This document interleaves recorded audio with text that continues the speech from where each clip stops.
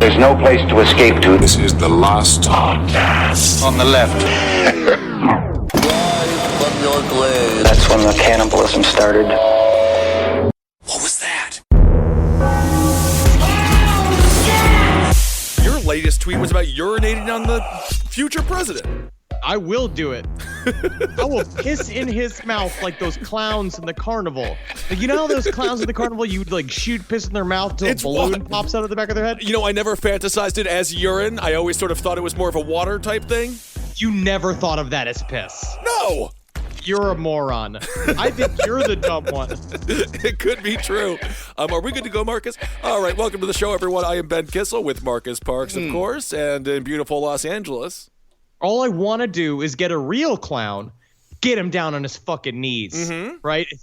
Spray piss in his mouth till his brain explodes, and then I'll get all the tickets. Well, that's kind of a strange carnival game. Maybe in hell. Maybe that would be a good episode of Your Pretty Face is Going to Hell. I would be laughing. That's not hell. That's so much fun. Getting to kill the fucking a clown, technically like a talentless person, or someone with the initials DT blown out his brains with just the force of my powerful piss stream. I guess one person's hell is another person's heaven. Isn't that how it works? Well, speaking of hell, we're going to talk about one of the most hellacious crimes in the history of humanity. Oh. Jack the Ripper. Oh, yes. Now, before we get started, I'd like to thank the good people at the Jack the Ripper Museum in London for providing me with some of the main source material for this series, including the books Capturing Jack the Ripper by Neil Bell and The Jack the Ripper Files by Richard Jones. But capturing Jack the Ripper, shouldn't that just be like one sentence being like, we didn't? We didn't get it. Can you call it capturing? I don't know. Yeah, well, attempting to capture Jack the Ripper doesn't have the same ring to it. That's true. We almost captured Jack the Ripper 140 years ago by Neil Bell. Good book.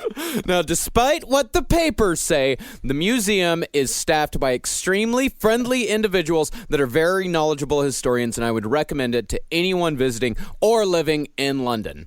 Cool. What are you talking about? What slanderous papers have been written about the Jack the Ripper Museum? There was quite a bit of controversy about Jack the Ripper Museum as the architect for the museum was told, or he said he was told that he was building a women's museum. He said he was told by the people that he was building a women's museum that was celebrating the life of women in the East End in the 1880s. And then when the curtain dropped on opening day, Jack the Ripper Museum. Wait, hold on. So he told the public he was building a women's museum. No, the people who were building the museum told the architect that it was a women's museum. And then when the curtain dropped, it's like Jack the Ripper was like, oh yeah, there are women in it. This is how every architect in World War II Germany felt when they're like, they said it was a hotel. Literally 5 dead women that were ripped by a psychopath. Oh, I'm going to do the same thing when I go to a pitch meeting at ABC. I'm going to be like, it's about 2 girls. They're struggling in New York City. They're going out, they're finding themselves in their sexuality and how difficult it is to be single. And then when I send them the pilot, it'll be Jack the Ripper. It's them just getting fucking gutted like fish, which is inappropriate. Well, I will say that the museum does actually do a pretty good job of painting a portrait of what life was like for women, and particularly ladies of the night in 1888 in Whitechapel. Batgirl? Lady of the Night.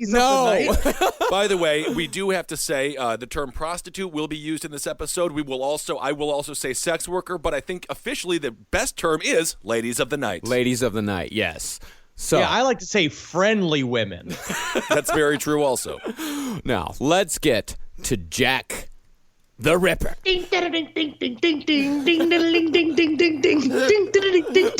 I'm trying to think of music from the 1880s, and I don't know. To me, that's what I imagine it sounds like. Yeah, if he would have worn bells and had horns, they would have caught him.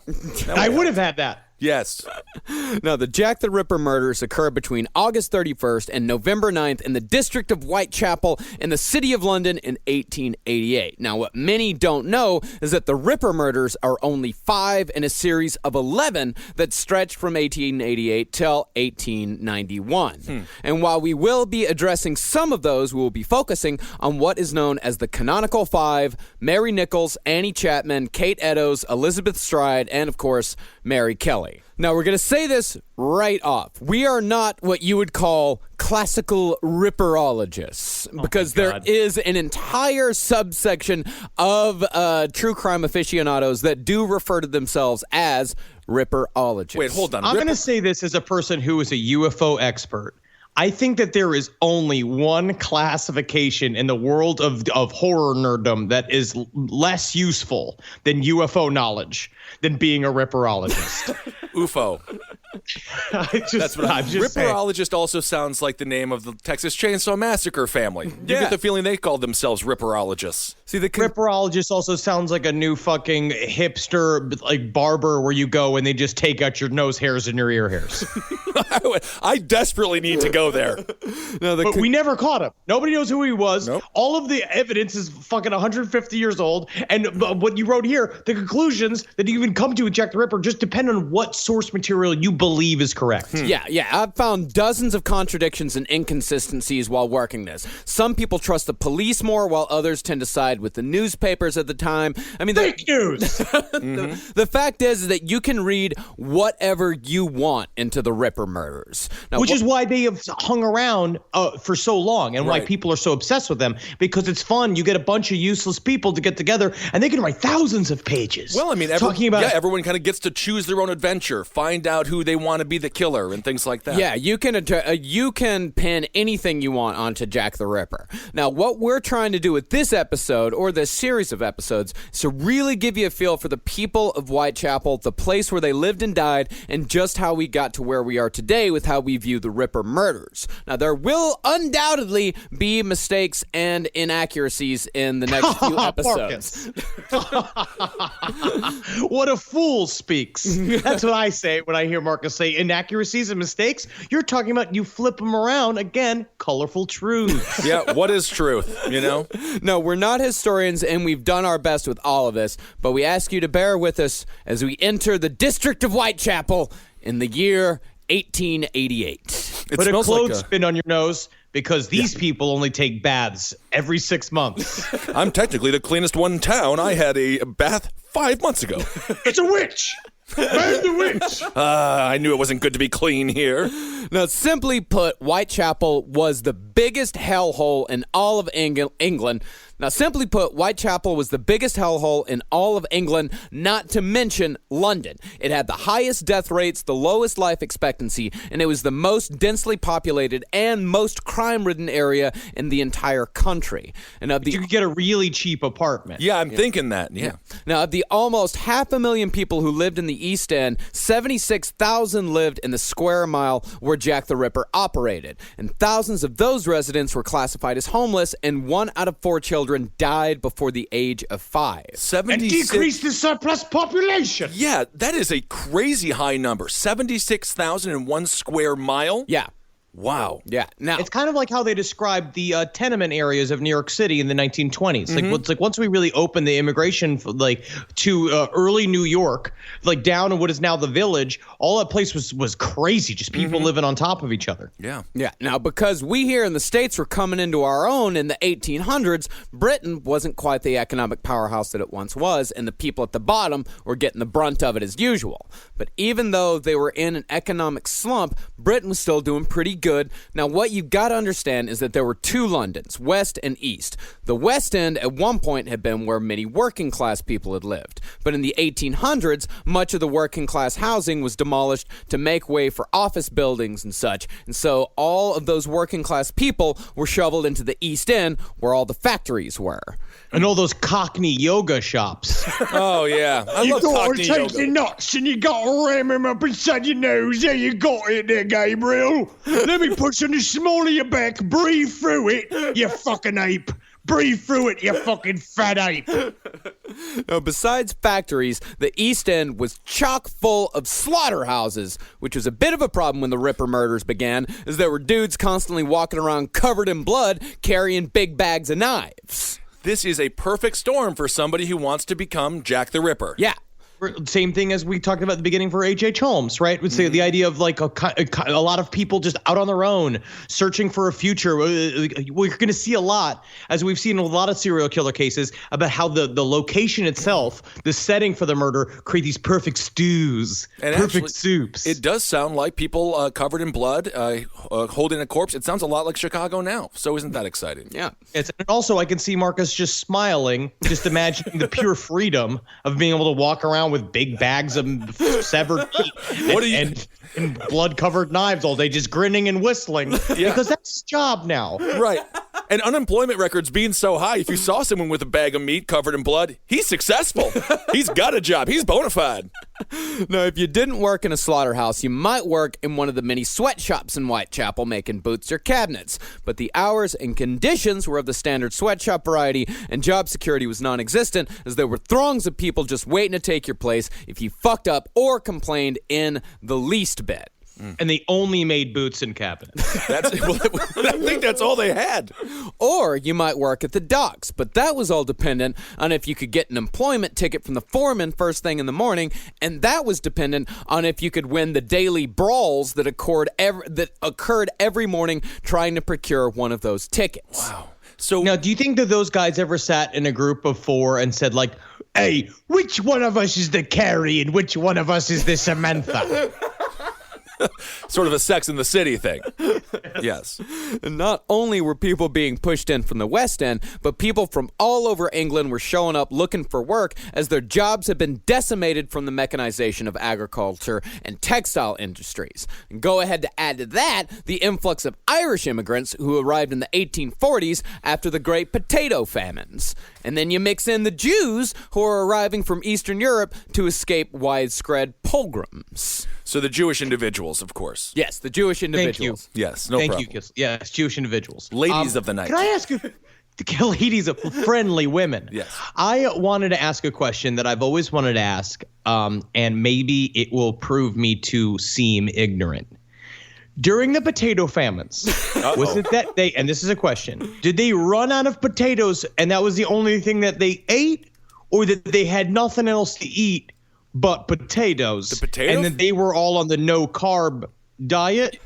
What happened was the potatoes, they ran out of basically all the food except for the potatoes, and then the potatoes, they got sick. Yes. Yeah, there was a potato famine because they ate nothing but potatoes. And then the I potatoes ate almost nothing, but for a long time I ate nothing but potatoes, and I just got big and fat and swollen. We got those good GMO potatoes. They never go Yeah. bad.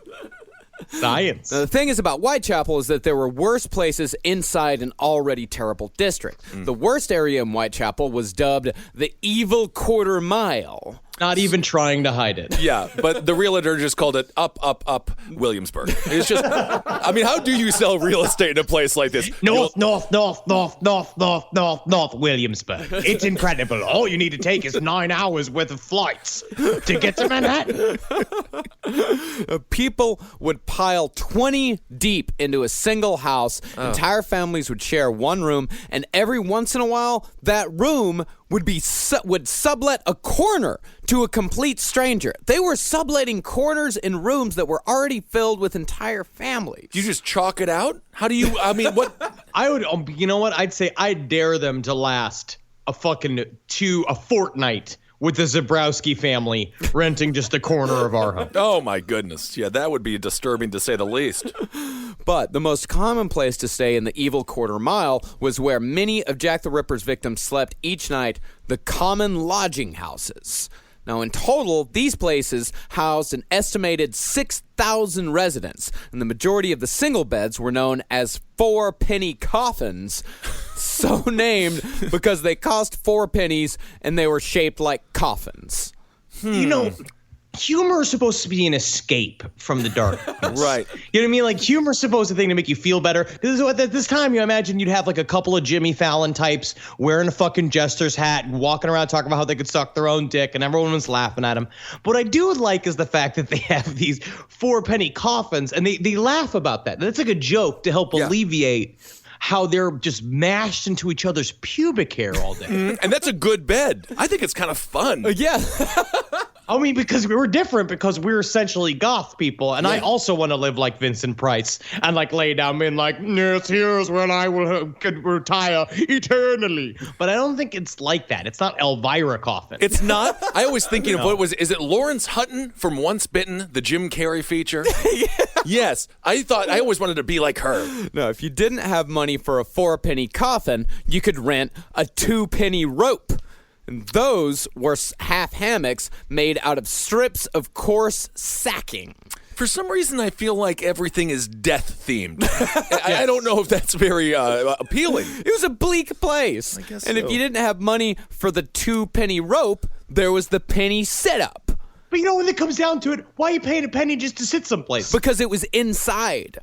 Oh my God! Yeah, there was the penny setup was a spot on a long wooden pew in which you would either sleep upright or just slumped on the person next to you. Well, if you can learn that trade or trait, that's actually really good for future office work. If you can learn to sleep upright, you can breeze through a day. Yeah, you just got to paint ping pong balls and tape them in the front of your eyeballs so it looks like you're awake during a meeting. And always shocked. But what a good job to be the guy that rents out the pews. Because really all you need is a slapping stick, right? Because that's all you got to do. You got make way. Like the next thing be like, oh, you can squeeze a little bit. Oh, you two could get on top of each other, right? Yeah, a bit of a glyph. Right, glyph is what we call when two men give each other a bit of a snob. A snob is what we call when two people give each other a bit of a wreck. And a wreck is what we call when two people give something what I have heard is called affection.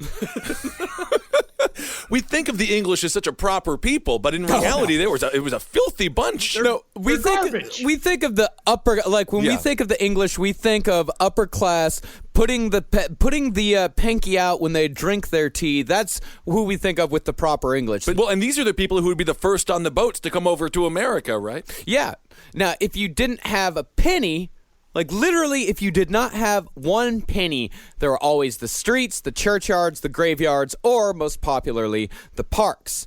Now, Jack London wrote about one of these parks in his book, The People of the Abyss. His focus was on Spitalfields in a place called Itchy Park. Yikes. Itchy Park?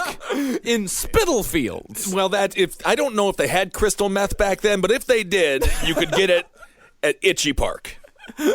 No, he said that it was, quote, a welter of rags and filth, of all manner of loathsome skin diseases, open sores, bruises, grossness, indecency, leering monstrosities, and bestial faces. I did nothing to help them. Yeah, with his top hat and a cane stepping on people's eyeballs. Oh, no, this is Jack London. Ew. Jack London was an American. He's a beautiful writer. Oh, no, I know he's a beautiful writer, but he had a little bit of money.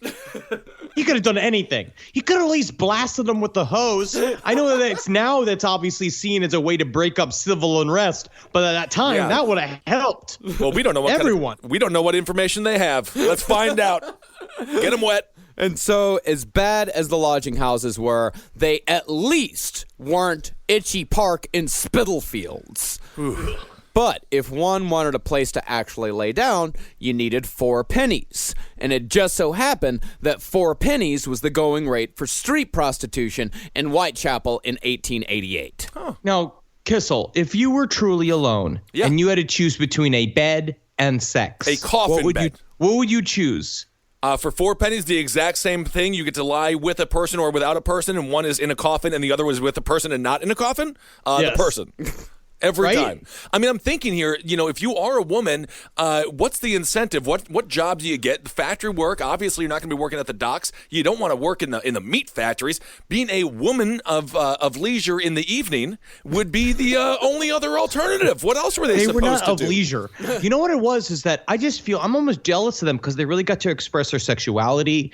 I think that it was good that they could own it. They worked it, they grinded till they owned it. Yeah, and I think it's big. I think it was big during that time period. They weren't up there like, popping their pee, which is a popular term nowadays. Popping their pee? For vagina.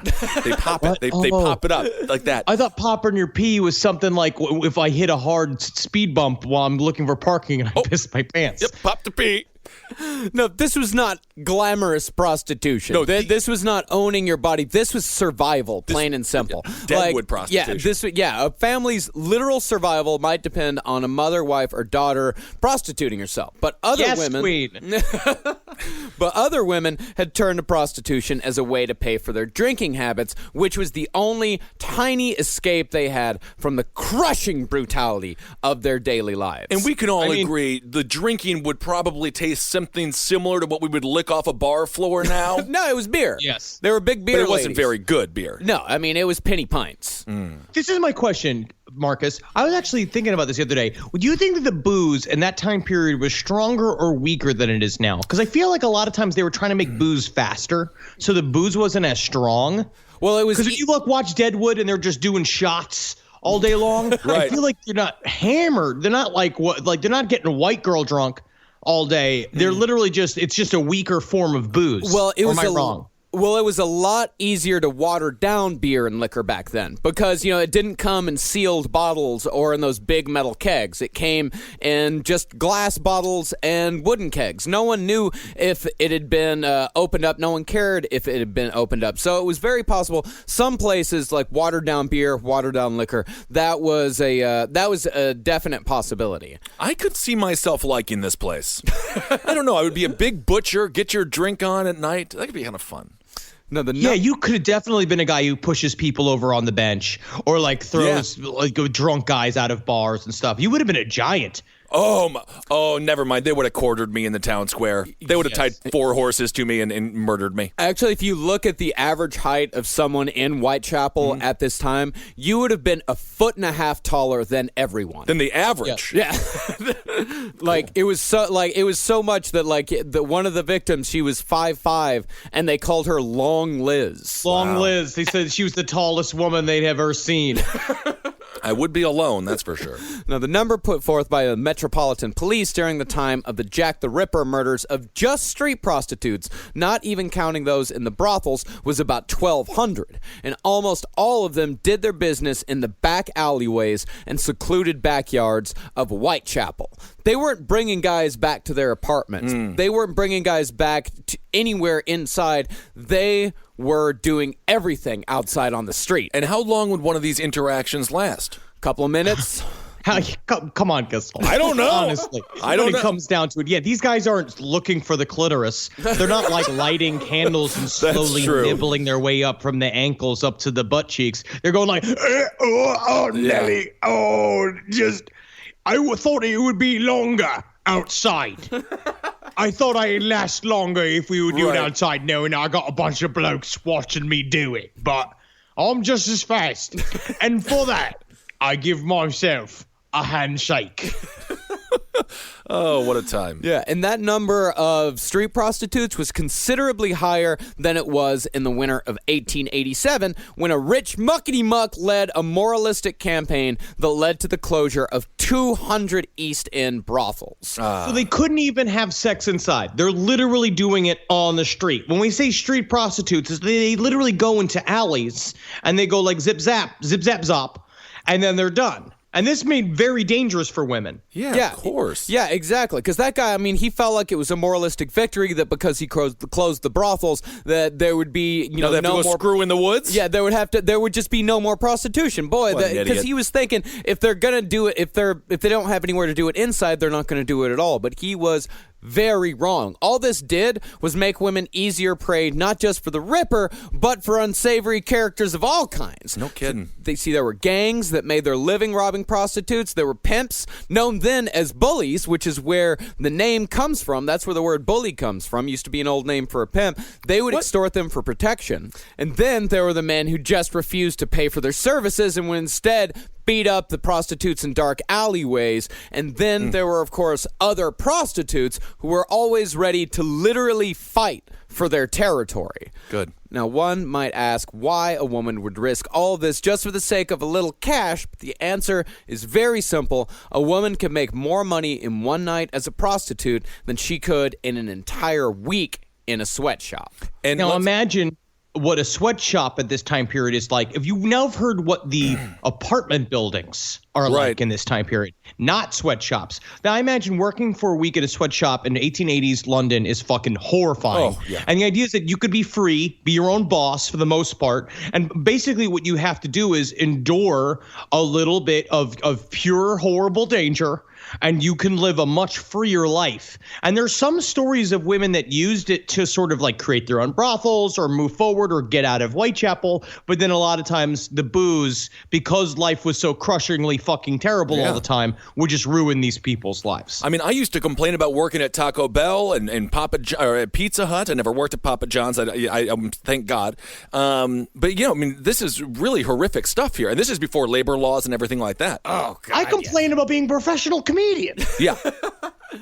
See, these women that were doing all the street work, they were known as, quote, unfortunates. And every night they depended on the darkness of Whitechapel to do their business. And that is one of the most important things to know about Whitechapel. It was dark. See, there is a common misconception that these murders were carried out, quote, by the gaslight. That's always what we hear about the Victorian times, is that anytime there was a crime, anytime something happened at night, it was always by the gaslight. In reality, the gaslight was over on the West End. Whitechapel had almost no streetlights whatsoever at night. Well, as I listened to this, I used to have this idea of Jack the Ripper sort of killing more of an aristocratic bunch. You always they make him look much more upper class than apparently he was, and his victims in a lot of ways.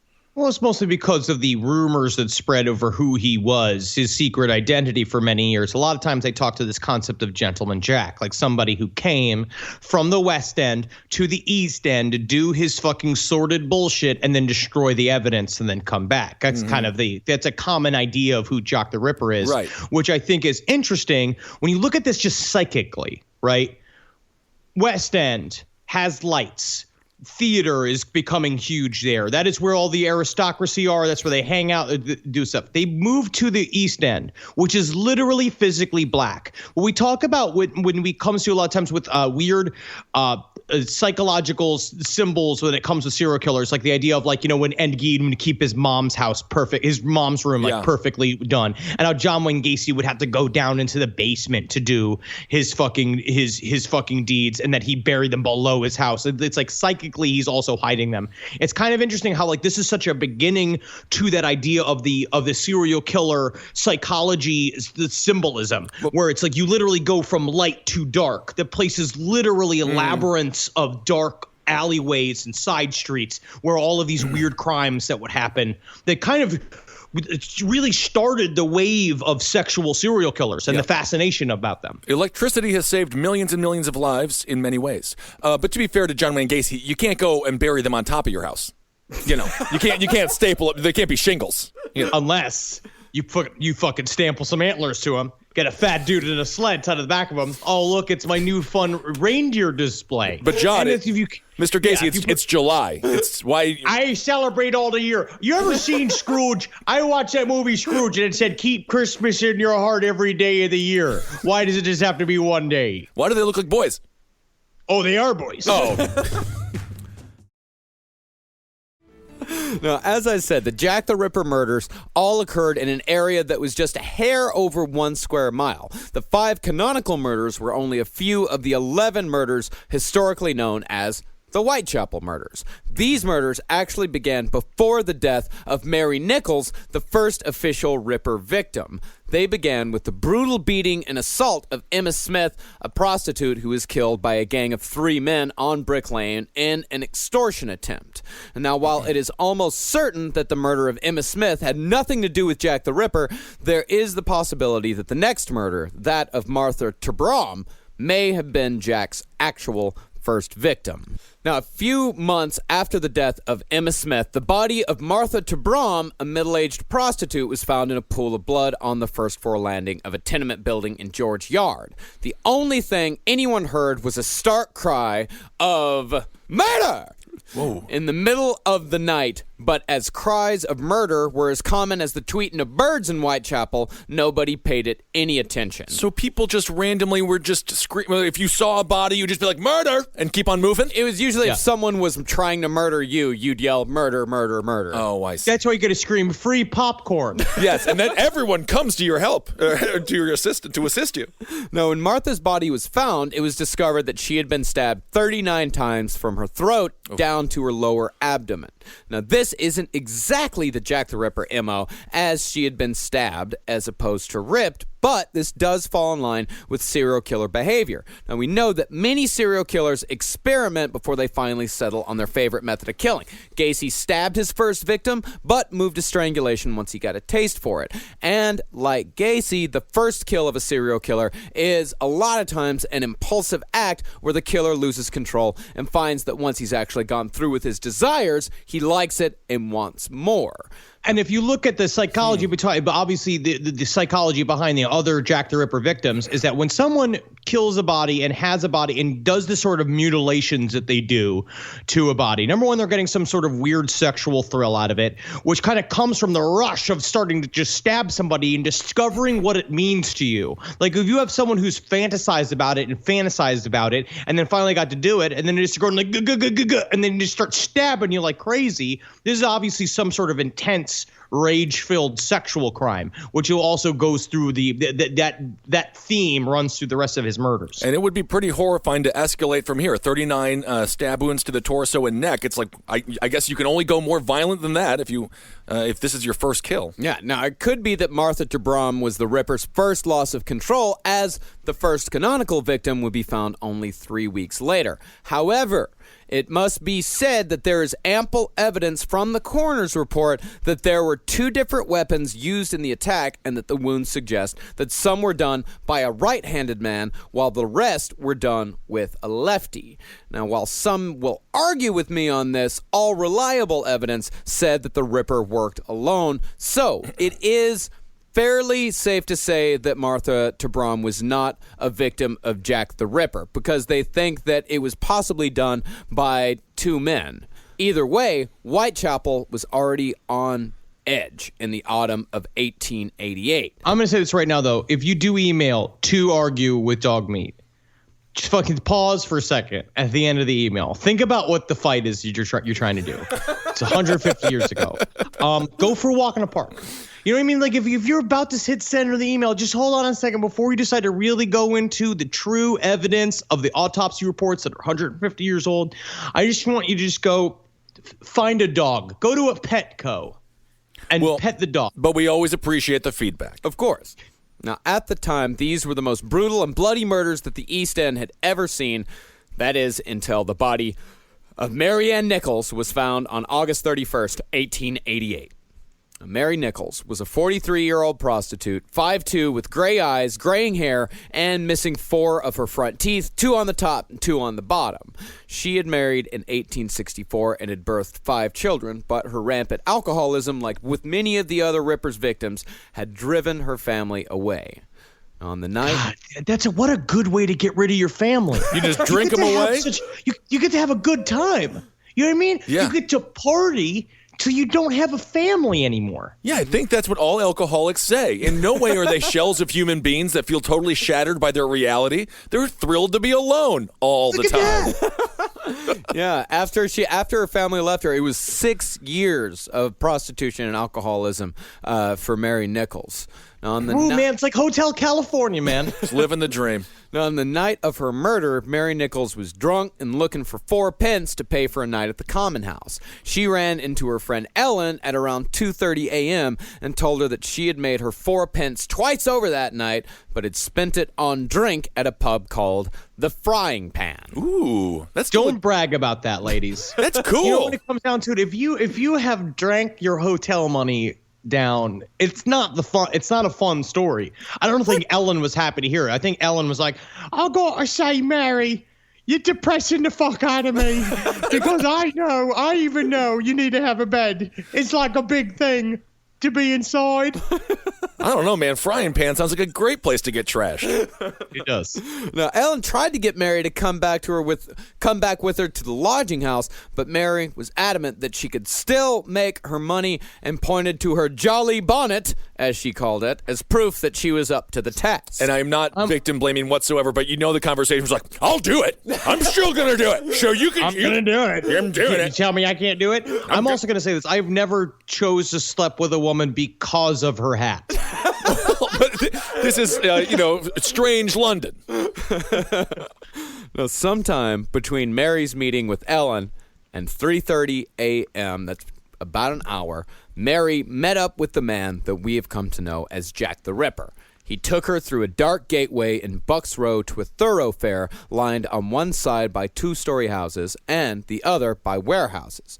There, the killer pulled out a knife and quickly slashed Mary's throat from left to right, severing her windpipe before she had the opportunity to let out a single sound. She fell to the ground and died almost instantly.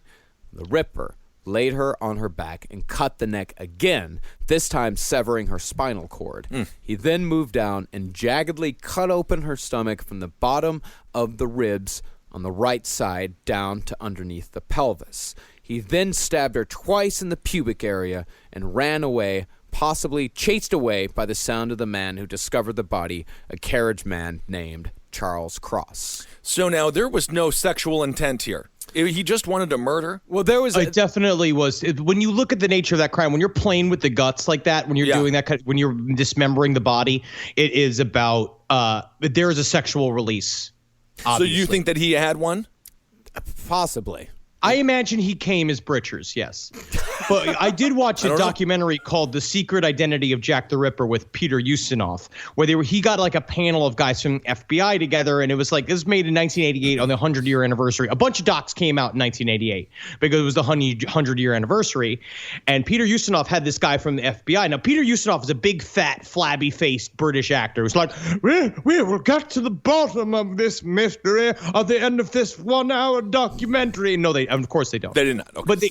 But the guy that they had, the FBI group, when they described this crime, he was just like, no, tell me, a director of happenstance, tell me, how does one kill someone so silently? And he's like, well, I'll tell you how you do it. And he grabbed the mannequin and started going like, you got to cut the throat like this, cut the throat like this, and then you put her down. And he was so fat and just sweating all over this mannequin, going, you go give it a quick slash here, give a slash here. And then Peter Ustinov, it's like he gets up and he stands. It's very awkward because it's British television. They don't understand to edit it to be snappy. And then Peter Ustinov, it's like a beat, and he's like, thank you. We don't know if he finished did he climax though, the FBI guy? I think he came as Britchers. Okay, I don't know. Now, Charles Cross, the guy who found the body as it was dark, he hadn't seen the extent of her injuries, so he put his hand on her chest, and he felt it move, so it's possible she was still breathing. Ooh. He went to grab a policeman, and he told her she's either dead or drunk, but as they arrived with the constable in tow, the constable shone his bullseye lamp on her body to see blood oozing from the deep cut on her throat. And as soon as the body was taken back to the mortuary, a local resident started her day by washing all the blood from the gateway, and soon almost all evidence of the murder was gone. Oh, that's good. It's just like what the LAPD did with OJ. Just clean it up, you know? Come on, it's Whitechapel. You don't want the sidewalks to look messy. That's very true. See, now, while this may be viewed by some as extreme incompetence, in reality, the police had already gathered all of the information that was useful to them. They knew she had not been dragged to the spot, they knew she had died where she was found, and they knew there was no struggle. Since the extent of forensics at this time was just making plaster casts out of footprints, there wasn't a hell of a lot that they could have actually done, and there was no real reason to leave a gigantic pool of blood in the middle of a public thoroughfare for the public to trot through on their way to work that day. Says you. Now, let's get into the police just a little bit. The concept of a police force was relatively new in 1888, with the world's first organized police force being created less than 100 years earlier right there in London. Now, the modern force, the Metropolitan Police, have been created less than 50 years earlier in 1829. From the beginning, the population viewed them with suspicion, calling them Blue Devils and Raw Lobsters. Interesting. Raw lobsters. I'm calling cops for raw lobsters from now on. It's a strange term for them. Now, to give you an idea of how dangerous it was to be a police officer, the first constables took to the street wearing leather collars to prevent garroting and high beaver skin top hats, which protected against blows to the head. So they just look like fucking Lady Gaga walking around? Give them an award. I love that look. I wish cops still dress like that. And they were high fashion, all looking like Trent Reznor, all looking like fucking Madonna from that with the sexual. She was in leather. That's all I remember right. was like masturbated to that video a lot. Yes. Yeah. And since they were, and not only did they have the top hat, but they were all required to be at least 5'9", which means they were already half a foot taller than most of the people in Whitechapel. Add to that a giant beaver skin top hat, and you have a very imposing presence walking around the neighborhood. Not the most trustworthy man around. Okay. And everyone knows on this podcast you can't trust a tall man. Well, by this standard, Marcus is tall enough to be a police officer. I'm tall enough to be. Well, I'm not. No, you're but not. Technically, I would still be strapping. 5'7". Yeah, that's true. This would have been a good time for you. So nobody in Whitechapel actually trusted the police, and every group had a reason. The Irish didn't talk to them because they saw them as establishment figureheads, the closest they could come to the evil empire that had destroyed their life and oppressed their people. The Jews didn't talk to them because they saw the cops as shadowy government figures, much like those that had carried out the pogroms they had just escaped in Eastern Europe. But among all the groups, there was a strict no-snitch policy when it came to the cops, and that, of course, made their job enormously difficult. I'm just going to say, I understand the no-snitch policy. The police have been sort of over-policing certain communities and making some money off of them. But in this situation, just go ahead and tell them. If you know somebody who's like, yeah, I almost beheaded a prostitute or a sex worker, just go ahead and tell the cops that. But you know what I think is interesting is actually almost the reverse here, where it's like because of these conditions, who are the people deciding to be cops? Who wants to be a cop? At this time period, you probably have to be a psychopath. Well, nobody. Well, that's the thing, is that it wasn't like all of London was like Whitechapel. Whitechapel was just the worst area. You were sent to Whitechapel, and nobody wanted to be sent to Whitechapel. I'm sure you had to do something bad in beautiful downtown London to get sent to Whitechapel. Yeah, no one wanted. When we were in London, I wanted to go to Whitechapel. They have tours now. Yeah, I went to Whitechapel. It was great. Yeah, great place. Yeah, they have Jack the Ripper jerky. It's like Jerky the Ripper. And then they got like all sorts of Jack the Ripper ice cream. And they got Jack the Ripper buttons, Jack the Ripper capes, and Gladstone bags. Well, other than the jerky, I think those are fun products. The jerky kind of goes a little far, I think. Now, people distrusted the police so much that when someone in Whitechapel was arrested, the citizens would actually organize what they called rescues, in which they, as a neighborhood, would throw bricks, iron, or anything else they could grab at the police. The police would go 6 at a time to go and arrest someone. I have to admit, that would be fun. It would be kind of fun to go throw a bunch of stuff at cops. Yeah, well, I mean, just busting your friend out of jail is extremely fun. It's like the Blues Brothers. It's like every day's like Ocean's 11. Yeah. Now, from what I could tell, a cry of police was actually more likely to bring help than a cry of murder. But the thing is that there actually weren't that many police officers. Policing that area of Whitechapel, where 76,000 people lived, there were only 548 officers. And the police because you have to be crazy. But you have to be crazy to apply to be a police officer. But they're big. You know, like Super Mario Brothers, when they made that move. King Koopa, the Goombas, he made them big. Yeah. Made them big. Tiny heads, though. Yeah, well, small heads, yeah, not smart. Well, the police only patrolled major thoroughfares, and even then, it was just to hold the place together and react to crime as it happened, rather than doing any actual police work. They just didn't have the manpower. Not only that, but due to the ever-present darkness, not only were there ample opportunities for crime, but even if someone did witness a crime happening, it was unlikely they'd be able to even see the face well enough to recognize them later. Well, you would have to really, if you're an officer, you got to catch them red-handed, and by red, I mean covered in blood. I mean, other than that, you're not going to get anybody. Actually, that was the prostitution laws at the time, is that the only way that prostitution could be convicted is if the officer actually saw the people having sex. They called them suspicious couples. And that's only when he's next in line. Yes. You know what I mean? You know what they should have done? Is you take a kid, right? Like a kid who just has no parents, like an orphan, like someone who's around the street, and you're like, come here, kid, come here, kid. Do you want a shower? Right? And he's like, oh, please, anything but the constant filth. And you cover him in gasoline, you set him on fire, and if he runs through the alleys, he'll illuminate everyone. And then that could be like the first sirens. Officer Zabrowski, we thought you were just going to be a big kind of dumpy idiot, and turns out you're the smartest cop we got here in London. Right, I'm good. I'm clever. Now let's just go find that boy.